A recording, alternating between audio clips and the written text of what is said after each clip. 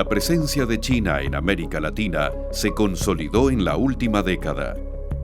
En el año 2000, Estados Unidos era el principal origen de las importaciones en América Latina y el Caribe, a excepción de unas pocas naciones como Argentina, Paraguay, Uruguay y Cuba. En aquella época, China ni siquiera figuraba como la mayor fuente de importaciones en esta parte del continente americano. 2 décadas después, la superpotencia asiática es el proveedor más importante de bienes de Sudamérica, ocupando el primer puesto en las importaciones de algunas de las economías más grandes de la región, tales como Brasil, Argentina, Chile y Perú. Los intereses del gigante asiático en la región no paran de crecer, y cada vez son más las inversiones y financiamientos que tienen en la región. China tiene interés en América Latina, pues en lo político, en lo económico y en bastantes áreas de cooperación. Tiene una serie de intereses en nuestro subcontinente que no solo guardan relación con la dimensión económica, sino también con la estratégica. Tengamos presente que América Latina ha sido identificada históricamente como un área de influencia de los Estados Unidos y por lo tanto para China, que disputa la preeminencia en el sistema internacional a los Estados Unidos, hacer pie en América Latina es una manera de mermar el poder de Washington. En el ámbito político, por supuesto, China ha tenido cada vez un papel mucho más importante en el sistema internacional. Esto está apoyado en términos económicos al hoy ser la segunda economía del mundo, y eso ha permitido que cada vez se quiera expandir a nuevos lugares geográficos, nuevos mercados, donde por supuesto América Latina es un lugar bastante apetecido. Y luego en lo estrictamente económico, por supuesto que están presentes otra serie de dimensiones donde no solo lo comercial es muy relevante, sino también las inversiones directas de China, el financiamiento que China provee a los países latinoamericanos e incluso también la transferencia de tecnología. Hay que resaltar, yo creo que 2 momentos principales de la historia china para entender por qué está buscando esto y por qué América Latina representa un lugar importante. Lo primero es que en el año 78 China tiene el proceso de apertura y reforma en el cual de alguna manera se abre al mundo. Y el segundo es en el 2001 con el ingreso de China a la OMC. ¿Por qué esto es particularmente relevante? Porque le permitió a China 3 cosas. Lo primero, un crecimiento acelerado, le permitió sacar de la pobreza 800 millones de personas y crear una clase media con una gran capacidad adquisitiva de alrededor de 400 millones de personas. Y por último, ser una potencia en términos económicos. Fundamentalmente busca muchas cosas, tiene muchos objetivos. Es una zona que le interesa desde el punto de vista de los recursos naturales, eso es evidente. Cuando hablo de recursos naturales, hablo fundamentalmente de todo lo que tiene que ver con minerales, con petróleo y con alimentos. Hay un interés de China en invertir en la producción agropecuaria de América Latina a la luz de la necesidad de producir más y mejores alimentos para poder alimentar a su población, que recordemos es de 1.400 millones de habitantes, de la cual alrededor de 500 millones son parte ya de una clase media alta y alta. Tengamos presente asimismo que si bien China tiene una superficie de 9 millones de kilómetros cuadrados, menos del 10% son tierras fértiles. O sea, no es capaz de alimentar a su población por sí sola, entonces requiere grandes productos alimenticios, ¿no? La relación tierras agrícolas-población no le da. Necesita salir al mundo a comprar, pero también a comprar tierras para producir, y eso lo ha llevado también a invertir en infraestructura y también a invertir en los propios medios de transporte para asegurarse las cadenas de abastecimiento. En el aspecto de inversión, China obviamente, como requiere esos recursos, sus empresas también vienen a invertir. En el tema de la inversión vamos a tener inversión china de aquí en adelante porque sus empresas cada vez son más grandes, son más competitivas y tienen capital que invertir. Esa zona de paz es una zona con recursos abundantes en minería, en litio, en gas, en petróleo, en agua. Es una región muy rica en alimentos, pero además es una región importante en términos de votos en los organismos internacionales que están en proceso de reforma. Entonces, también es una voz política América Latina. América Latina y el Caribe han servido en las últimas décadas para la República Popular de China en su abastecimiento de petróleo, minerales y alimentos. La región latinoamericana, ante el ascenso de China como potencia económica, se encuentra ante un desafío histórico. Los desafíos principales que tiene América Latina con China son no solamente del orden económico, sino también del orden estratégico. ¿Y por qué hago alusión a lo estratégico?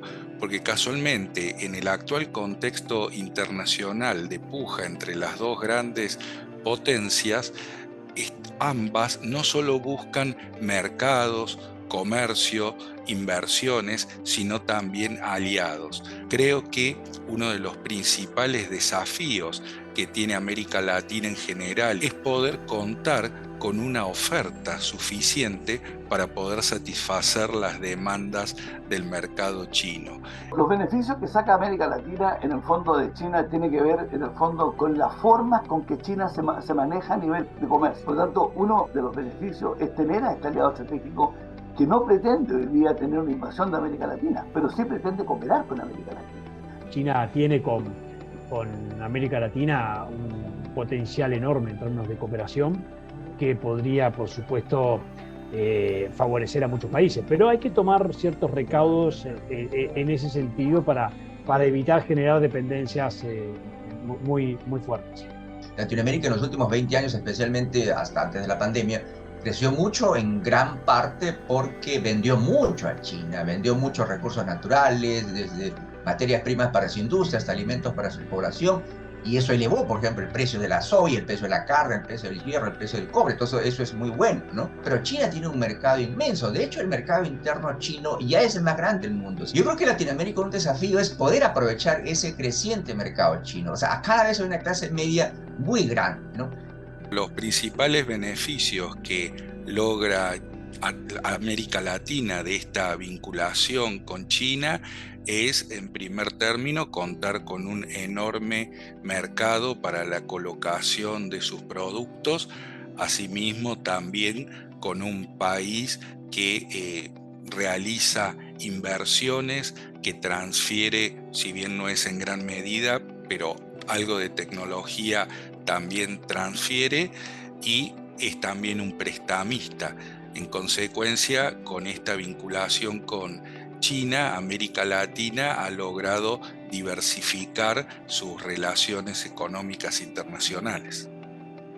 China muestra el camino de cómo pasar de ser un país pobre, un país que solo produce productos con poco valor agregado, pagando bajos salarios a sus trabajadores, a un país que realmente desarrolla una industria competitiva. China, hace 40 años, 43 años, 68, antes de que abra sus puertas al mundo, era un país muy pobre, más pobre que Brasil, Perú, Argentina en esos años. ¿Cómo China se ha transformado de un país muy pobre a una de las potencias económicas mundiales? En los últimos 20 años ha pasado a ser, de todos los países de América Latina, uno de los 3 primeros: socio comercial, inversor extranjero, prestamista y transferente de tecnología. Por ese motivo es múltiple, es multidimensional la presencia de China. Más allá de los acuerdos que China mantiene con varios países de Latinoamérica, el gigante asiático está interesado en generar tratados de libre comercio con algunos países de la región, incluido el Mercosur. La herramienta del Tratado de Libre Comercio es un buen marco referencial para que se establezca el comercio dentro de ese marco, pero que no va a tener mayor impacto el Tratado de Libre Comercio si no se implementa, si no se da a conocer. si no hay conocimiento de las ventajas y las virtudes que tiene. Los tratados de libre comercio me parece que son muy importantes para la relación entre China y América Latina. Una, porque se apega a la arquitectura organizacional internacional, por así decirlo, es decir, se apega a los estándares de la Organización Mundial del Comercio, con lo cual China busca demostrar que respeta el orden mundial, el statu quo, sin necesariamente tener que ofrecer alternativas anti-statu quo o que vayan en contra de los principios que ya se han acordado en el marco de estas organizaciones internacionales como la OMC.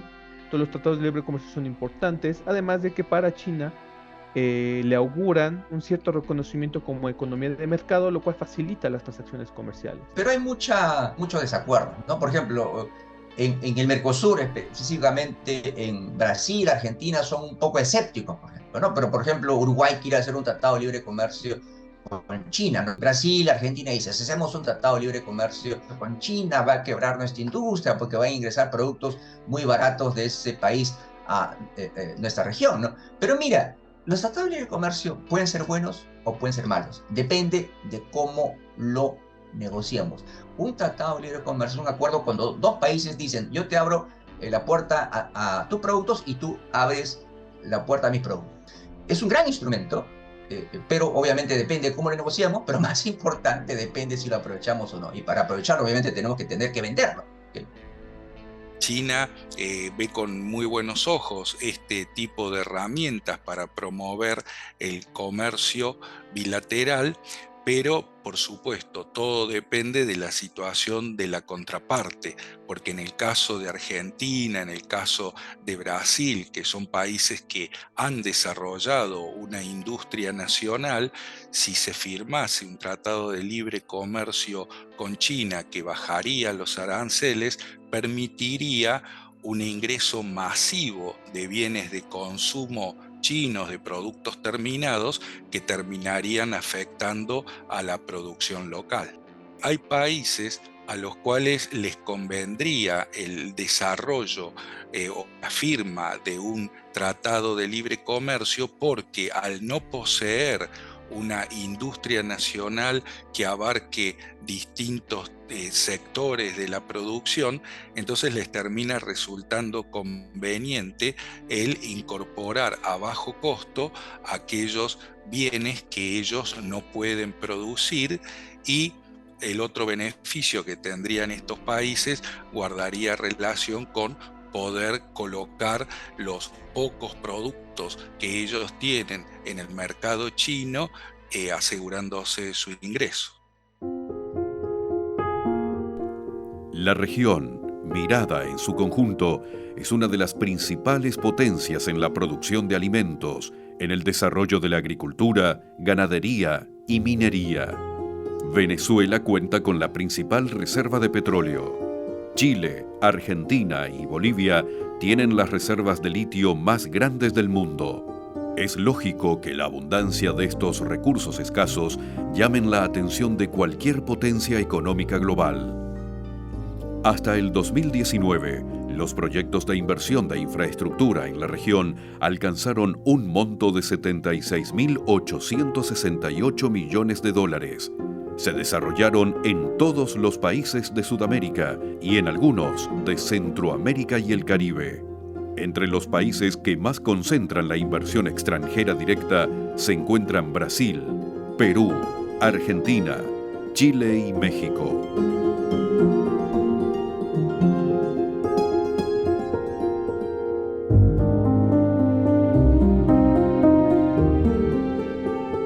Los principales socios de China son tanto Brasil como Venezuela, Argentina, Perú, Chile, Ecuador. El factor político también es muy relevante a la luz de lo que puede ser la cercanía ideológica con los gobiernos de estos países y el de la República Popular China. Mira, fundamentalmente Chile, más que con China, partió haciendo una apertura hacia el comercio exterior a principios de los 90. porque entendíamos que un país chico como Chile, ubicado estratégicamente en el sur del mundo, era difícil que pudiera buscar un polo de desarrollo si no tenía acceso a los mercados y no tenía un mayor acercamiento. Entonces lo que se estructuró en esa oportunidad fue abrir el comercio, establecer la política de los acuerdos de cooperación, los acuerdos de tratados de libre comercio, y entre ellos obviamente se focalizó todo el tema hacia Asia.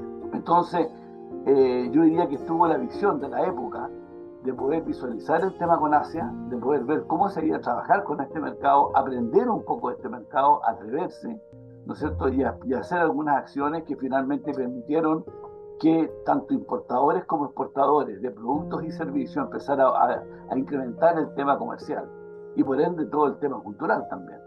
Así que yo diría que Chile fue bastante visionario en ese aspecto y arrastró finalmente a través de la relación que tiene Chile como miembro de la Alianza del Pacífico con el resto de los otros países, a poder sumar después el día de mañana al Perú, a Colombia y México, que finalmente también hoy día son aliados estratégicos de primer nivel para con China. Yo creo que los chilenos descubrieron que los chinos estaban interesados en abrir más su mercado, porque los chinos obviamente querían abrirse, estaban interesados en ingresar más sus productos en el mundo también. Entonces yo creo que los chilenos en ese sentido reconocieron la necesidad china, ¿no?, de abrirse al mundo, ¿no? Ambos países reconocen que tienen intereses estratégicos y que es en beneficio de ambos incrementar su comercio, su inversión. Chile ha sido muy hábil para aprovechar oportunidades de mercado diferentes, ¿no? Cobre, Chile tiene, Perú también tiene cobre, pero Chile ha sido capaz de desarrollar productos distintos a los que exportaba hace 30 años. En ese sentido creo que los chilenos han sido muy hábiles, para eso yo creo que ese es el mayor mérito de Chile, porque tiene un Estado visionario que veía en el largo plazo, tiene un empresariado privado también muy visionario, ambos trabajan juntos y han tenido un sistema económico político que ha brindado estabilidad a los negocios. Chile tiene esa visión de Estado, ¿no? Los empresarios chilenos han sido muy hábiles en ver las oportunidades de China mucho antes que el resto de países nos diéramos cuenta, ¿no? En términos tal vez económico-comerciales, la más importante sería Brasil, seguido por México, pero en términos políticos, Cuba o Venezuela, y en términos de intercambio de recursos, sobre todo, las relaciones más importantes para China serían países como Argentina o Ecuador. En Ecuador, China tiene inversiones muy importantes en petróleo. Y es un sector muy relevante para las exportaciones ecuatorianas, ¿no? También tiene influencia en minería, entonces hay minería, metales, y en esos sectores es donde está China. En el caso de Colombia está el petróleo, en el caso de Chile está el cobre, y en el resto de la región muchísimos temas minerales. También está Brasil, que hace Venezuela también con el tema de petróleo. En productos agrícolas existe todos los, digamos, de alguna manera Cono Sur, tiene muchísima presencia en el tema de cárnicos, y Uruguay lo hace muy bien también con lácteos, entonces ahí ha venido avanzando de una manera bastante importante. En el tema más de trópico, diríamos norte de Chile, sur de Colombia, Perú y Ecuador, el tema de las frutas exóticas. Bueno, en Uruguay las inversiones chinas han sido históricamente bajas. No tenemos presencia muy importante de China en Uruguay, pero sí progresivamente se ha ido involucrando en frigoríficos, o sea, empieza a mostrar interés en la carne, ha tenido inversiones en energía, también en el sector automotor, en el sector autopartista, o sea, el sector automotor autopartista ha tenido intervención, después progresivamente ha ingresado en la industria química y está en la logística. Con una presencia muy baja, sí observamos que progresivamente China está cada vez más en estos sectores. En comparación con otros países, la presencia china en Uruguay es todavía muy baja, pero sí es creciente, y es creciente en el sector de alimentos, que eso creo que es una señal interesante, y justamente es creciente en el sector cárnico. Pero yo creo que eso es lo que venimos haciendo, y si queremos mirar a futuro, hay unos otros segmentos y mercados en los cuales se puede trabajar. Yo creo que América Latina viene preparándose en temas como, por ejemplo, programación. Y esto es aquí que les digo que hay muchísimas oportunidades en campos como los videojuegos. China es el mayor con sus juegos en el mundo y Latinoamérica cada vez se está preparando para ser competitivo en este sector, también software. Y es muy interesante ver que ya estas tendencias se han comenzado a marcar. Ya hay algunos presencia de países latinoamericanos con software que le están vendiendo a China en temas educativos, por ejemplo, también en temas en temas tecnológicos, en videojuegos, también ya hay unos pinos que se están haciendo, pero ahí sí tenemos que ver es cómo desde China, que tiene unas capacidades, se pueden hacer alianzas con el capital humano que tenemos en Latinoamérica. Colombia ha hecho un proceso de inserción en el tema de ciencia y tecnología de exportación hacia China, en términos de software, términos de programación, por ejemplo, en el campo de videojuegos o en el campo de software para educación, y también en el caso de Brasil ha habido un acercamiento muy importante con China en términos de ciencia y tecnología. Yo creo que con algunos países de la región va a ir avanzando progresivamente en invertir en sectores estratégicos como los que estamos hablando. Sin embargo, no todos los negocios e inversiones terminan bien, y cerrar acuerdos con China puede tener sus desventajas. Ecuador le debe a China cerca de $5.000 millones, equivalente al 11% del total de su deuda externa. Ecuador debe pagarle a China el 42% de esa deuda, de $2.077 millones antes de finales de 2024, con barriles de petróleo a un precio que Petroecuador considera desfavorable porque pierde $3.6 por cada barril entregado a China. Venezuela, a lo largo de la última década, le ha prestado cerca de $62.000 millones. A cambio de los generosos cheques, Venezuela pagaba con petróleo. Pero años después, el precio del petróleo se desplomó y hoy Venezuela mantiene la deuda más grande latinoamericana.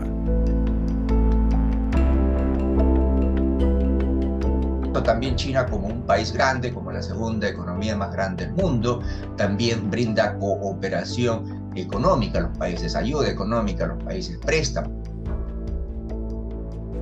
China adapta su inversión a las características de cada uno de los estados en términos legales y a cada uno de los gobiernos. Aprovecha las necesidades de algunos gobiernos en cuanto, por ejemplo, a las necesidades de financiación. Hay muchas maneras en que se aborda la crítica del accionar de China en América Latina, como así también en otras áreas donde tenemos economías en desarrollo. Mucho se habla específicamente de lo que es la trampa de la deuda, en el sentido de que China brindaría préstamos que en el caso de aquellos países que pueden llegar a estar en una situación de eventualmente caer en default, China entonces exigiría a cambio la cesión de determinados privilegios, como por ejemplo se ha dado en Asia del Sur, específicamente en Sri Lanka, en donde el gobierno, al no poder pagar por un préstamo que recibió para la construcción de un puerto, China entonces le exigió a cambio la cesión de las instalaciones portuarias por 99 años.